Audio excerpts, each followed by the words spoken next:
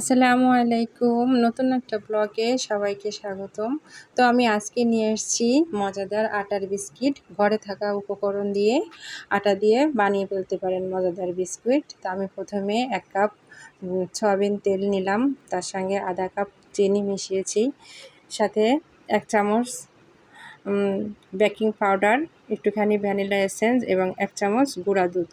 এটা আমি ভালো করে ফেটিয়ে নিয়ে আমি প্রথমে 2 কাপ আটা দিয়েছি এবং পরে আমার মনে হয়েছে যে একটু নরম হয়ে গিয়েছে, তো আমি সেই সঙ্গে আরেকটু আটা মিক্স করে নিচ্ছি।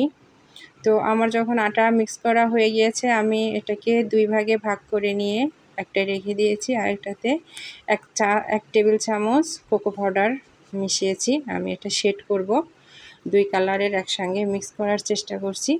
তো আমার এটা মাখানো হয়ে গেলে আমি সুন্দর করে এটা মাখিয়ে এটা আমি সুন্দর করে বেলুন দিয়ে কেটে বিস্কিটের শেপ দিয়ে নিয়েছি। তারপর এটা আমি 150 ডিগ্রি সেলসিয়াসে আমি এটা বেক করে নিলাম। তো এই যে আমার হয়ে গিয়েছে আমার আটার বিস্কিট।